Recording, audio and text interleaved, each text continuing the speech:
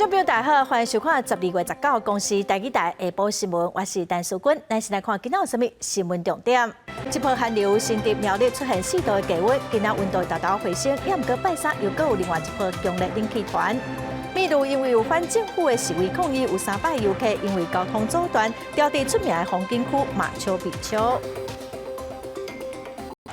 顶一届阿根廷伫世界杯摕到冠军，已经是36年前的代志咯。这嘛是这届嘛是阿根廷史上第3座的世界杯冠军。阿根廷全国拢会庆祝，支持梅西的球迷嘛是真欢喜、真感动哦。无法度2连败的法国球迷是真失望。也毋过球迷是拢讲，冠军赛2队拢踢到非常的精彩，是一场相当有水准的比赛。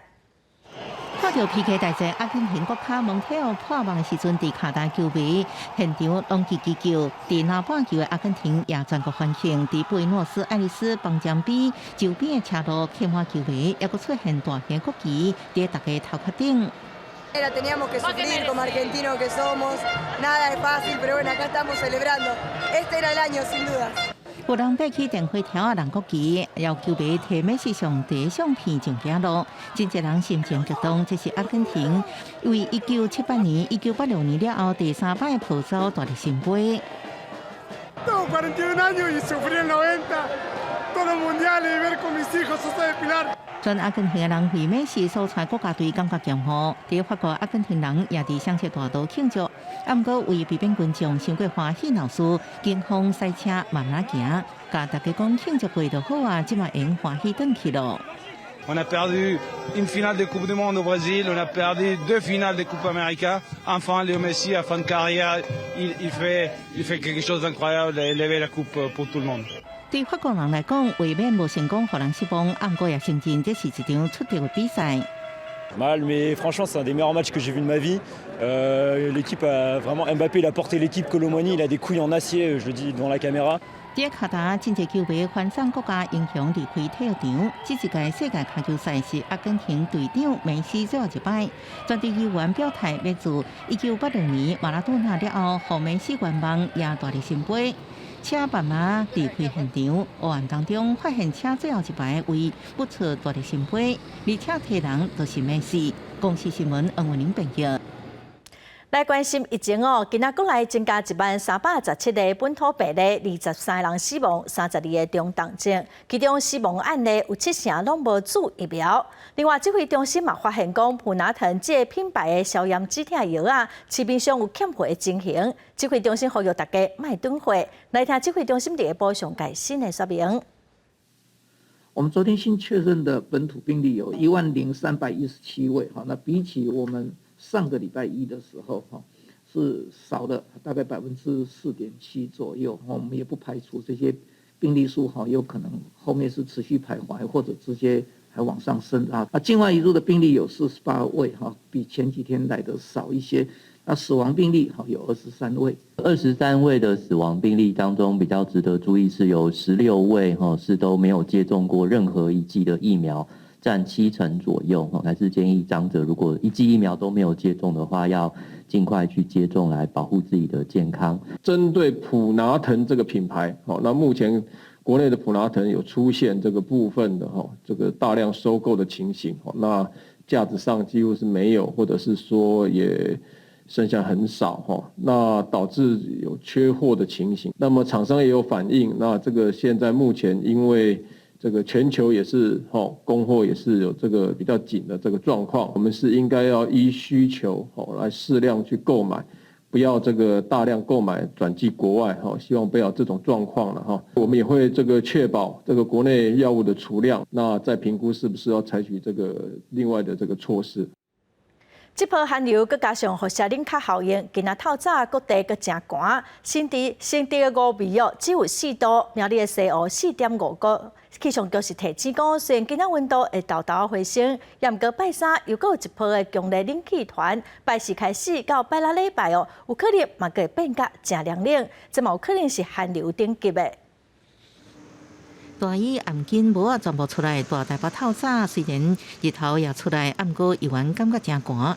这一波寒流影响礼拜一透早，因为辐射冷却的影响，佮创下新的低温纪录。新竹乌白7到4度的低温，苗栗西湖4.5度，台中外部6度，云林花莲局部地区拢测到6.1度，台北市大安区也一度测出7.9度的低温。拜二2时开始温度回升，暗过拜3开始，强烈冷气团报道个变天。气温从周3开始就会逐渐的下降，那预估在北部地区的低温大概是就介在10到11度左右。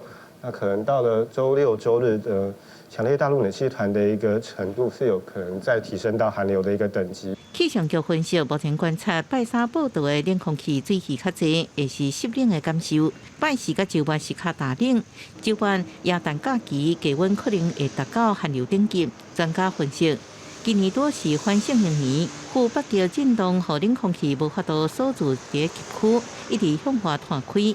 按算一直到跨年，拢机会是偏冷的天气形态。不是只有台湾或是东亚冷，其实在这个美国或是在欧洲都面临到今年入冬以来最强的冷空气的袭击。那现在来看的话，可能会持续到今年的年底或是明年的年初才有机会告一个段落。专家提醒，最近气温会呈现一直波动，回温了后搁转寒。年岁较大，甚至是中年人，拢爱特别注意身体状况。记者综合报道。来看花莲县的消防局接到报案，讲有4个被选的民众，其中有1个民众脚着伤哦，因为佮拄着寒流，天气伤过冷，有失温的现象。空勤总队是派出直升机去救人。消防局嘛呼吁民众要爬山之前，就要先来评估家己的身体状况甲天气。空勤直升机降落伫花莲德行运动场，这个生过失温的登山者，伫机务人员的陪同之下，行入去救护车。伊甲其他3个登山者，为16开始进入顿关登山口，18伫连高安东郡台湾第营地正脚受伤。他脚部受伤，而且有失温的情形。本局昨日晚上立即派遣救援队3人上山前往救援。那另外也申请直升机进行今日的吊挂救援行动。幸赖今日天气状况良好，直升机能够顺利的完成吊挂。这段任务拄着袂少困难。原本要出勤的直升机，因为吊挂的装备故障，所以无法度出发。空勤总队随换一只飞行机器，才甲人救出来。若无山区的温度伤过低，对持续失温的登山者来讲，恐惊会有生命危险。那本局也再次呼吁登山客，在入山前一定要先评估自身身体状况及查看天气的情形另外，完成救援任务的直升机，因为花莲基地战机伫起落，都要停伫地面15分钟，才互批准会当转去。加载任务拢有安全完成，其他的登山者嘛有安全落山，甲领队会合。记者综合报道。昨昏嘉义市长的选举，国民党的候选人黄敏惠是以59874票大赢民进党的对手李俊毅27000多票，顺利连任。黄敏惠之前捌做过2届的嘉义市长，这届又搁连任哦。伊嘛创下当选4届的地方首长的纪录。今仔早起，黄敏惠甲李俊毅拢展开社票，民进党这届又搁选输，有党内立委就呼吁讲，要爱赶紧检讨。伊嘛真烦恼讲，会影响到2024年的总统大选。上车开始扫街社票，顺利连任的国民党嘉义市长当选人黄敏惠，25就要开始新的任期。虽然选举拄啊结束，伊十九无休困，一透早就开始社票。人要更努力，然后更用心的耕耘。所以我觉得每一次不管输赢，都是有许多的意涵在这里。黄敏惠会变做第一个共一个县市4度当选的县市首长，伊透早搁一摆感谢选民的支持，因为顶一摆选举投票率近68%，伊摕着58000几票。今年选举延期加上天气热，投票率到43.3几。历届上低的状况之下，伊摕着59000几票，比顶一届加1000几票。以32000几票败选的民进党李俊毅，透早同款展开社票的行程。面对败选，伊表示尊重市民的选择。我觉得更重要的是嘉义市未来要怎么样的发展，我想民众也发出很多的声音。李俊毅表示会甲民进党共同检讨改进，但民进党搁一摆败选，党内检讨的声音嘛愈来愈侪。立委陈廷飞嘛呼吁应该赶紧找出真正的原因，若无恐惊影响2024年的大选。现在绝对不是在讨论大内阁改组还是小改组。重点是在于我们是不是有把问题找出来了，否则改了谁换了谁有什么用？民进党最近因为乌金顶问题争议不断，九合了后的延长赛阁有2场，若党内无法度伫争议问题顶悬赶紧调整指挥，恐惊后壁选择嘛会无乐观。记者嘉义台北报道。再来看体育会主委彭世宽，今仔回应民进党台北市立委补选的参选人吴怡农提出的八甲松山机场迁走甲成立国军防卫队等证件。彭世宽是表示讲，伊拢反对哦。对手国民党的王宏维嘛邀请吴怡农辩论政见。北市立委补选继续维持民进党吴怡农提出的迁移松山机场建立国土防卫队等主张。体育会组长彭世宽讲，若建立国土防卫队，安尼爱国军做啥物？又佮讲，安怎会当将空军的作战基地取消？怎么可以把一个空军作战的基地、备用的基地把它取消呢？这是我特别再声明一遍，对任何人不管，我只对这个事你们问我，我这么答复。吴怡农回应。建立国土防卫部队，平时会当进行重大灾害抢救，和国军任务单纯化。也强调，双机迁移的做法是执行专职的负责单位来排除交通、主体等各机关的顾虑。我们的主张就是责成专职的行政单位，来做完整的规划，针对我们的交通，针对我们的住宅。针对各个主管机关的顾虑，我们一一来排除。松山机场迁建不但被民进党的立委打脸，而且交通部长也说不可行。现在冯世宽前国防部长也出来批评你的政策，我想请问吴怡农，到底谁在搞笑？对吴怡农的双机迁移主张一再引起话题。王宏维讲，这个主张一再互拍面，批评到底是虾米人咧变笑，也要求吴怡农会当介意就政见进行辩论，才会当哪辩哪明。记者综合报道。国防部表示讲，年底之前会公布做兵敢要延长。今仔早起，前国防部长彭世宽是讲哦，4个月军事训练确实上过底咯，也毋过要安怎调整？伊认为讲应该爱尊重国防部的评估甲规划。两岸关系继续紧张，面对中国的军事威胁，年底进前兵役敢是延长加做关注焦点，因为兵役延长需要公告1年。若讲年底进前无公告，等于是2025年政策才会当上路。体育会主委彭世宽讲，4个月军事训练时间上短。军事训练役4个月，把它延长，我觉得这是合情合理的。的确，当一个战斗兵或者一个战斗的人员，4个月是不够的。面临的选举或者是总统大选，这个牵涉到政治议题，我就不答复了。因为国防部一直无公布，总统府犹原定调跨部会讨论中，也毋过民间团体呼吁，兵役应该延长1年以上，才会当确保国家安全。也毋过大教会会长柯文登指出，延长兵役无应该只是伫满操政策甲体力训练，也要加入无人机甲电子作战等新观念，包括美日欧洲国家对台湾安全的这个支持啊，让我们责无旁贷啊。我们不能只要求有难的时候呢，朋友会来援助我们，我们自己不做努力，所以台湾必须把这个役期延长作为回应国际支持台湾最具体的一个做法啊。行政院长苏贞昌伫18表示，兵役延长会经过各部会详细盘点，目前已经伫最后的整理阶段。若讲有新的做法，会向民众报告。记者综合报道。来看中国的电影音平台 TikTok 抖音，外界认为讲有治安的疑虑哦。即马传出讲台中有一间公司，亲像是 TikTok 伫台湾的分公司。陆委会是表示讲已经会调查咯，会移送司法机关来侦办。另外，国安局嘛查到讲中共解放军亲像伫抖音顶头在做统战。行政院明定禁止公部门下载使用抖音，不过即马却传出台中市出现一间直接跳动台湾股份有限公司，是今年11月才核准成立，疑似是抖音伫台湾设立分公司，而且违法做业务。你跟你做偌久啊？做几啊年啊？几啊年啊？以前好像卖药的药啊，药品的食品的啦。台中市富汇行这公司原本是盛荣国际生技有限公司，名号变更是经过经济部审核并且核发核定书了后，公司佫检附文件向市府申请变更登记。根据文件所记载，并不是交外资或者是陆资公司。不过陆委会表示，进行司法已经积极主动查处经办。你说我们已经做得够多了。中国导引引起治安记录，因为导引有强军持股，管局进行着侦破，疑似强军伫导引抗日文宣加强统战宣传，爱各部会主席，尤其是国防部。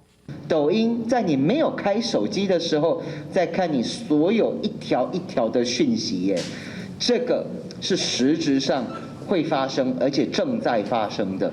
这个势必要做出行动。我们一直在讲一个民主自由的台湾中华民国，其实民众他有自己的智慧以及判断能力。公家机关要限制是合理的啦，因为所有的平台都有的可能性 ，YouTube 或者是 Facebook、IG 都有可能有那种。专家指出，后面的调查导引对囡仔个资的处理方式，加将个资转移到中国等其他国家，是不是符合法规？是不是用到实际认定强军透过导引进行统战宣传，也有中间的地带？记者综合报道。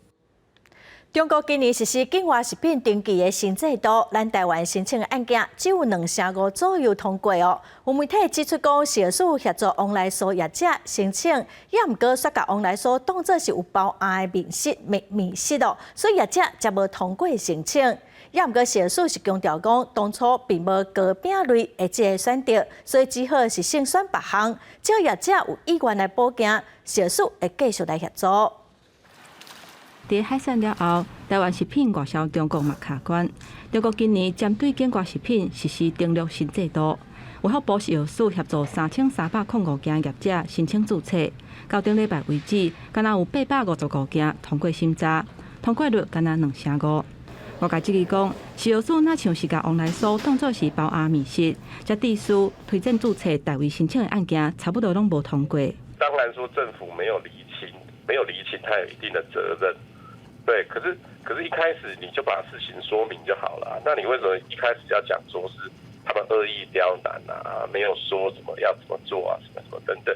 不过，食药署背回讲，中国去年10月要求台湾官方爱伫2礼拜内完成包裹式的注册，而且迄当阵14类的选项内底，敢若有包压面试这类，并无高饼类。去年11月份，中国开放食品业者家己注册，5位内底有列出高饼类，未少国内真出名的业者，伫去年底有注册成功。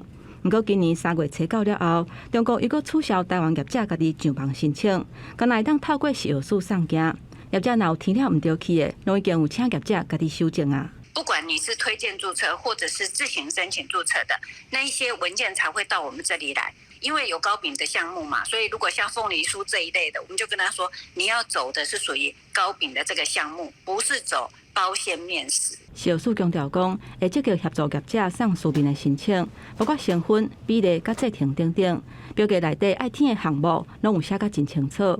食品业者考虑了后，会当家己决定敢是要报件。根据食药署上新的统计，包压面食目前送件有82件，2件是有注册成功，是生产园仔有包压食品的厂商，其他拢去用退件。目前71件厂商无报件意愿，有9件当地报件。记者综合报道。烦恼美国联准会继续成利息来对抗通货膨胀的做法，会造成美国的经济衰退。所以美国股市4大指数伫顶礼拜5全面收乌。顶礼拜咱台湾嘛成利息半码哦，今仔台湾股市一开盘就落50点，收盘是落95点。财政部长苏建英是表示讲，国安基金会斟酌来注意。美国联准会阁起利息，而且暗示起利息会延长到2024年才会降。增加市场对经济衰退忧虑。美国4大指数顶礼拜5全面收乌了后，拖累台股早盘已落50点，14405点开出，指数开低走低，拉到101点以上，失守14500点的关卡。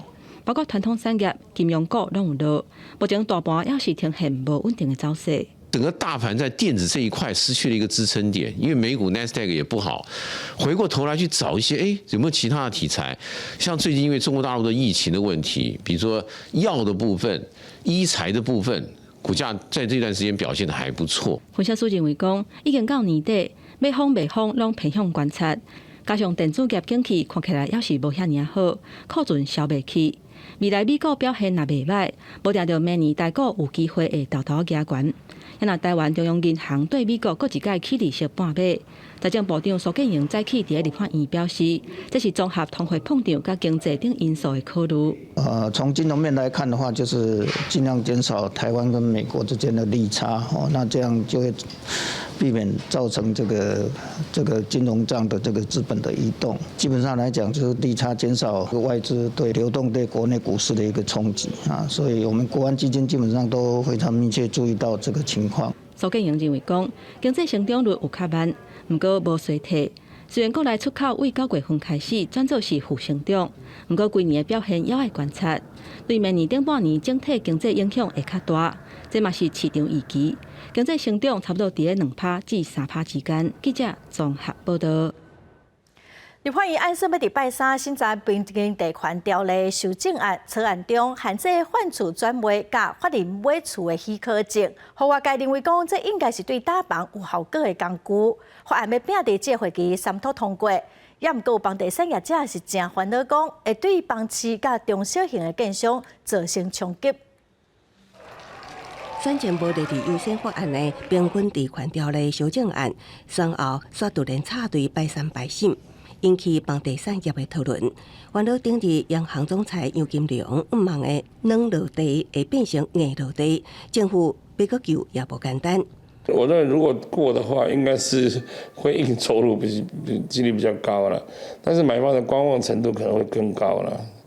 其实这一季第4季房地产第4期的这个11月、12月，很显然的防疫的交易数量就往下降了，所以其实房价确实有点。那当然有没有民众在期待这个措施下去？我相信是有的。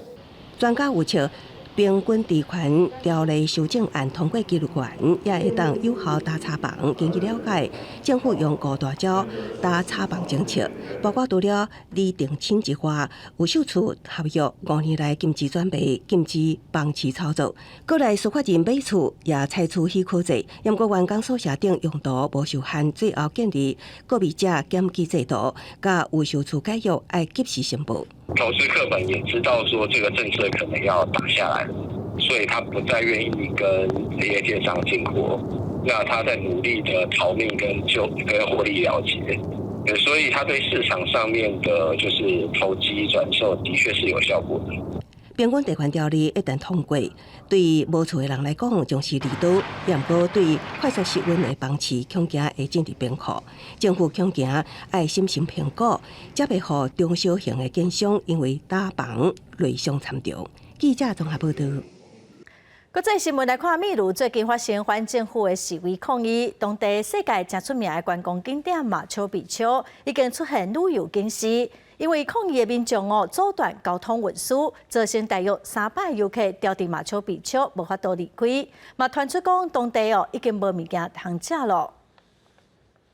伫安第斯山脉奇尔卡川，游客准备坐去库斯科市的大巴士，搁坐飞机去秘鲁首都利马。因为政治动乱滞留，即马找到离开的方法。We just did a 7.5-hour walk from Aguascalientes, which is at the bottom of Machu Picchu, Peru, to this town to go to Cusco because the riots here in Peru for President Castillo, they blocked off parts of the Inca Rail train. 秘鲁政府表示，有人伫示威活动当中不幸死亡，不止观光客走了。国际社会包含美国、英国、加拿大，佮将这所在旅游标注警示，重创观光业。We are losing money now, we're losing clients, and this is gonna affect us a lot because Christmas is coming. 前总统卡斯蒂约12月初7遭到罢脱了后被抓，支持者的示威活动一直在继续，因罢检主要道路被机场关起来，佮愤怒要求提前选举关国会，成立这限期会，叫新总统博鲁阿尔特时节。博鲁阿尔特表示，伊咧领导一个过渡政府，也呼吁国会提前举行选举来平息动乱。¿Se resuelve el problema? No se resuelve el problema. Acá vamos a estar firmes.Hasta que el Congreso resuelva el adelanto de elecciones。卡斯蒂约目前遭到羁押，伊因为涉嫌叛乱甲阴谋罪调查当中，不过伊全部否认。各地各种社会感谢支持者行上街路，去年伊伫讨厌腐败政治情形的农村选民支持之下，以乌马姿态登上总统宝座。不过，近17个月，真侪竞选承诺包含改革宪法、重新分配诊断、动换财富，互遭到边缘化的原住民权利拢跳票。国会是以6项针对伊的调查、5摆中座内阁、加大规模抗议等对伊进行弹劾。公视新闻恩文宁报道。来看后面透过气候改政策改革要伫2034年全面来取消高耗能产业碳排免费配额优待，嘛要求发电厂要伫2030年之前减少55%的碳排。未来家庭用户的碳排嘛考虑要收费。后面18达成一项有关气候政策的改革协议，重新检核后面区的碳交易市场标准，计划加速减少碳排，高投资友善气候的科技。这项改革将自2027年开始针对交通甲建筑物实施新的燃料排放碳定价。另外，过去为了保护区域内产业无受外国企业竞争所影响，后面多年来拢予高耗能产业碳排权免费配额。新的政策将会一步一步取消这项保护措施，预计到2030年会废除48.5%。2034年全面废除，其中也包括要求区域内大约1万间发电厂甲工厂需要买碳排许可，佮需要伫2030年进前减少55%的净零排放。家庭碳排像燃料也是烧气，自2027年起也需要付费。也毋过考虑到目前欧洲受到俄乌战争所造成的能源危机，一直到2030年之前，拢暂时会设立计数上限。也毋过若讲了后，能源计数也是继续起，针对家庭碳排收费的计划就会延后。欧盟成员国经过30点钟讨论，达成这项新的气候政策了后，犹原需要经过欧洲议会甲欧盟理事会正式决议，那顺利通过，预估到2030年，各产业的碳标准会比2005年的62%少。公司新闻牛眼编译。再来看咱国内消息咯，台中市昨下晡发生枪杀案，一间伫西屯的电工间有一个嫌犯连开14枪就逃走。这36岁枪手伫2点钟后去台南自首，警方嘛调查讲背后敢是有人的指挥。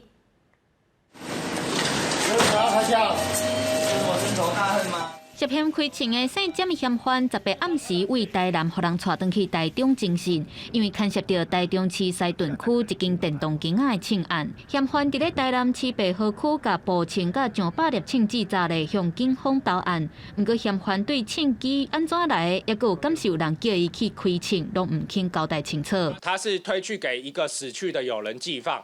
那这个部分，警方持保留态度。那对于幕后是否有人教唆或者其他因为消费纠纷所引起的纠纷所造成的部分，我们都还是要一一的后续再做厘清追查。台中市西屯区这间电动间仔18下晡传出枪声，看到过程的民众表示，嫌犯直接驶车到门口落车，先要求员工闪开了后，就开枪弹10外下，才阁逃走。警方总共伫咧现场找到11个枪支壳，也有3粒也未用过的枪支。内底有一个去扫着骹。哦，是啊。人客啊，人客去扫着骹呢哦，啊，倒来，伊倒来。啊，伊咧，敢若毋知走去倒位。根据警方的讲法，这件枪案无造成人员的伤亡。那警方暗时嘛动员30外人对管辖区域进行临检，一暗着执行3个所在，嘛查到一个诈欺通缉犯。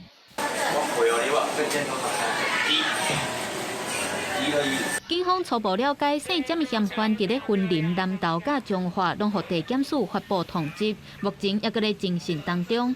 那风声讲，这件枪案是因为电动间仔盘歹缴的纠纷，警方表示目前也未证实，也搁咧厘清案情。记者综合报道。春安工作绩效评比，明年的元旦会实施30天哦。也毋过，这个消息互警界的基层是真不满，认为讲会增加因过年之前的工作量，开互绩效评比，卖个产生这案件的状况。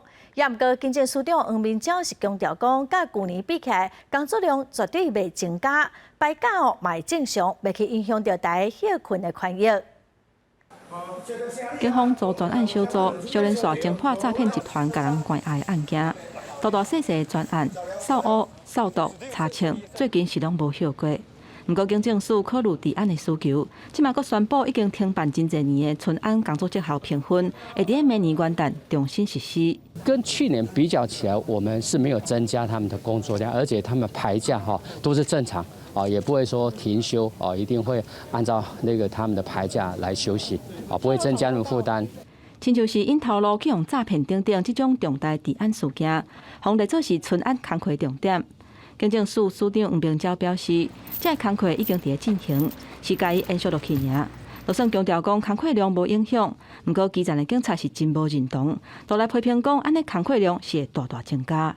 大家又会担心说回到以早那种，只要春节到了就什么绩效都要有，那大家就是已经是春节，那大家不能，其实是春节没有办法休息，反而更加累这样。若重新启动春安的工课，甚至一个手都是30天，是6年来上介长的。基层人员嘛烦恼讲，恢复刑案绩效的评分，都惊甲英国同款出现弃案等等的情形，因为基层反弹的声音是真大，嘛引起立委的关注。恁平常时有咧做，甲恁春安爱加强，加强的时阵，恁嘛爱互咱的同仁感觉讲你的话，甲大家拢认真去拍拼啦。真正你即马安尼，因拢搞不清楚。就算警政署强调讲，恢复春安的工课是因应目前治安的形势，保护民众的安全。不过立委嘛提醒，无沟通就直接下令，无怪引起基层的不满。记者综合报道。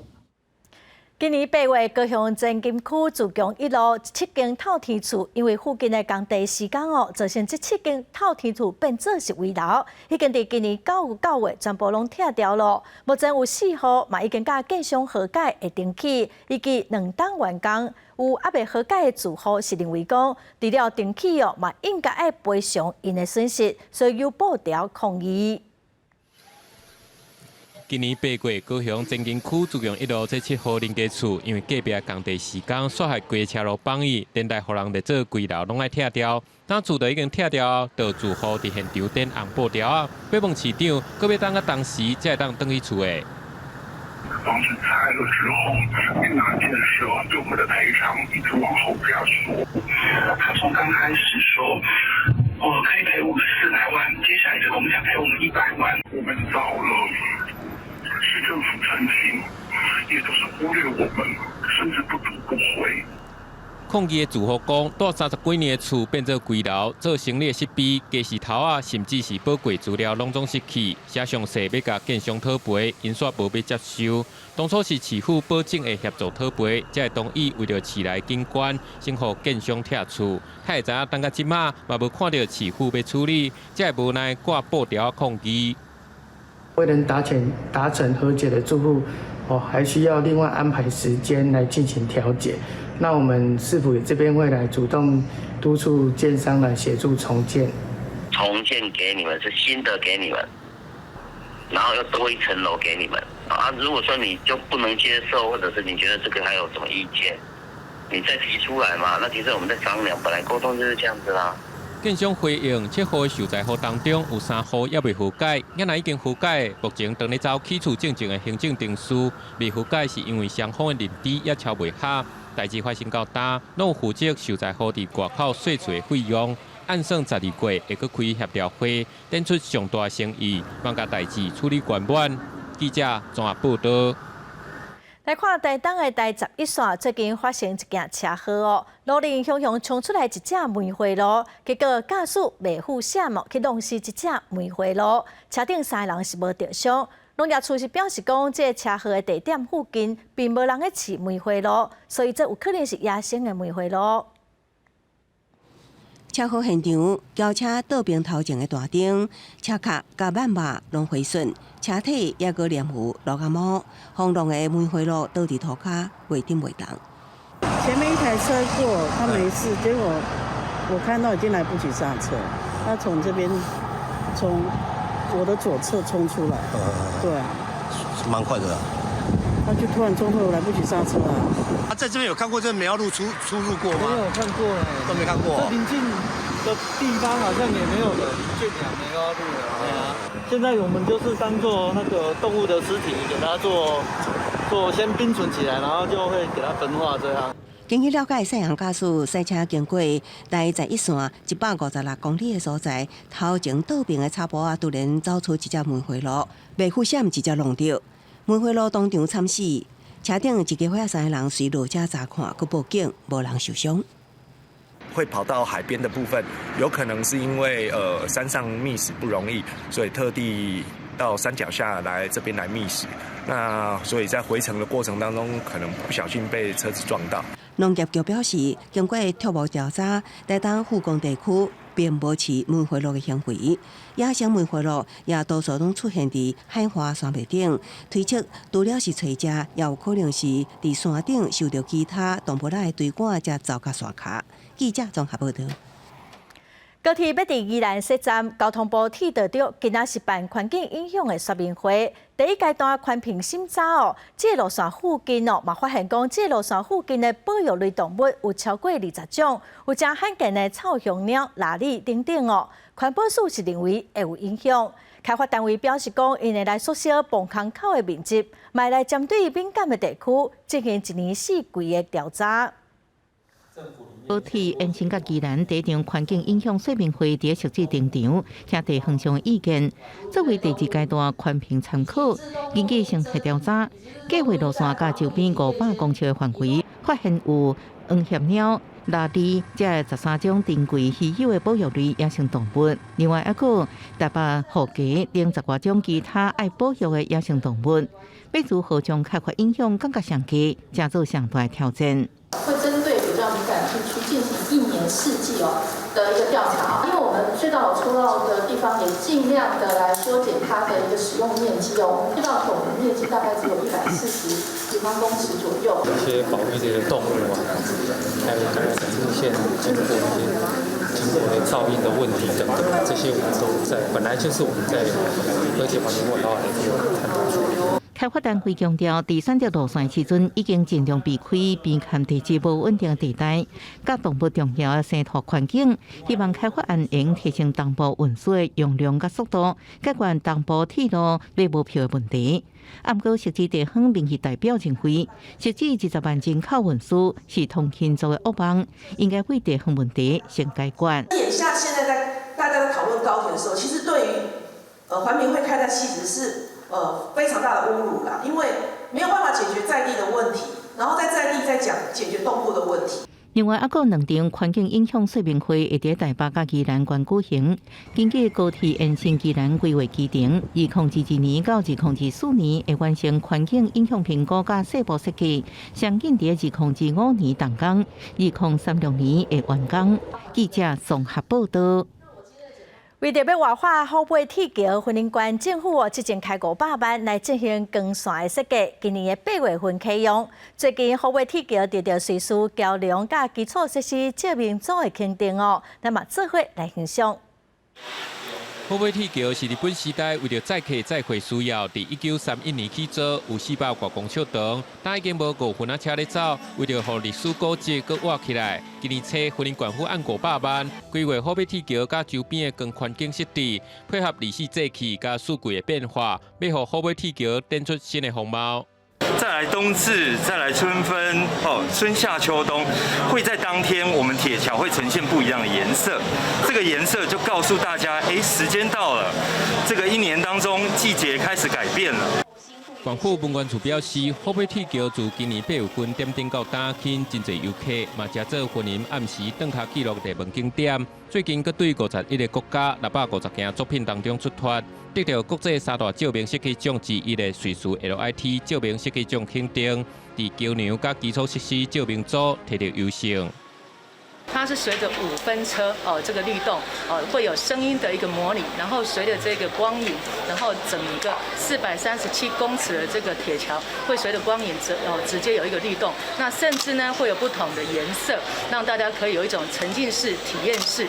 文管处嘛讲，目前正是火尾糖厂的制糖季，即马全台湾敢若剩火尾糖厂，各利用5分仔车载甘蔗做糖。100年历史的火尾铁桥是过去5分仔车上重要干道，即马佫新创出暗时照更活动，希望甲100年铁桥打造做新景点，互古迹佫画出新的风貌。记者综合报道。国家卫生研究院甲阳明大学团队研究发现，讲癌细胞长期伫偏酸的环境会发展出一套真特别的适应的机制。也毋过，研究团队是强调讲，这甲咱民间讲的酸性体质是完全无关系。因未来会来研究讲，安怎来破坏癌细胞生化，找出新的治疗的方法。国家卫生研究院癌症研究所等团队用要求癌细胞来测试肿瘤安怎适应微环境的生化压力，发现癌细胞确实有色酸性。代谢机转呢会产生2个主要的废弃物，就是乳酸跟氢离子。偏偏这2样废弃物呢被排到细胞外，它都是带酸性的，所以它就会让这个肿瘤比较离血管比较远的环境呢越来越酸，越来越酸。国卫院表示，因发现癌细胞运化真紧会欠氧，加上特殊的代谢，产生过量的磷酸、甲氢离子等等，这个酸性物质会致致细胞外延，肿瘤组织就会对原本的氯基性转做氯酸性。癌细胞长期伫四颗维亚偏酸的微环境，嘛通发展出适应的机转。不过，研究团队强调，这种酸性的微环境只是伫肿瘤的四颗维亚，并不是规个人体的环境。我们的研究是在研究肿瘤旁边的一些周遭的环境，那个地方是属于偏酸，并不是说癌症病人全身上下的体质都是酸的。国卫院嘛表示，人体的酸基值会维持伫正常范围，并未因为食特别的食物，也是讲啉基性水流的改变，呼吁民众莫听性酸性体质较会着癌的讲法。这项研究已经发表伫癌症的学术期刊，期待未来有机会应用伫减低甚至迫害癌细胞生化适应的能力的相关治疗，提升病患的存活率。记者伫甲文章准由台北报道。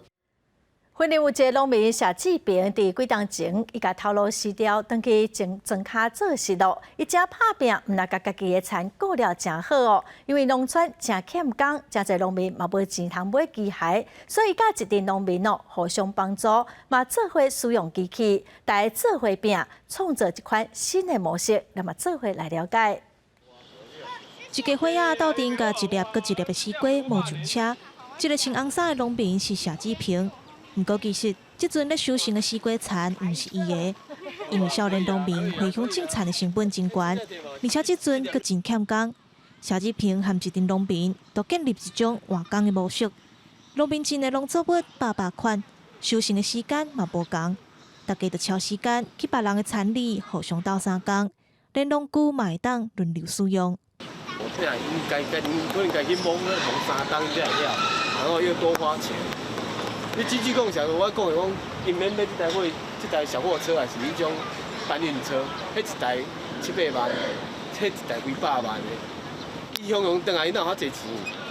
我借无要紧，啊无伊这种一届，我又搁种啊，伊只要加时头买落我。谢志平其实本地伫工厂上班，几若当前甲头路死掉，回乡种田，拍拼真侪档才有好收成。伊嘛无藏步，愿意分享经验。常常鼓励甲伊同款有热情的少年农民，伫今年佫入选8大青农的辅导计划。将来有啥物活动，你爱拢爱出去遐老农一定讲，这囡仔跟我出来跟社区来摸，伊凊彩地嘛要租你，因为伊对这地是感情，伊自少年做较老，伊无可能做随便个这地等互一个贫惰的人，因为贫惰的人会咧放甲规区拢差，伊会感觉看了做唔甘的啊。每一片土地对农民来讲，拢有真深的感情。谢志平表示，转来庄脚种田，毋是一件简单的代志，毋但爱用心对待土地，嘛爱认真甲人大暖交陪。谢志平希望少年辈会当保持乐观，面对考验，做伙拍拼，传承云林的农业。记者综合报道。下晡半天气，咱来看各县市详细资料。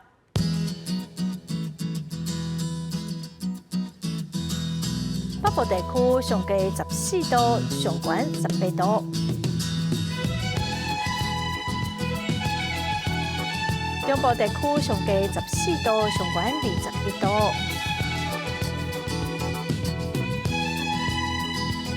南部地区上低16度，上悬22度。南部地区上低15度，上悬20度。华岛地区上低10度，上悬18度。感谢观众朋友收看《公视第一台下晡新闻》，我是陈淑君，明仔载下晡3点，咱再会。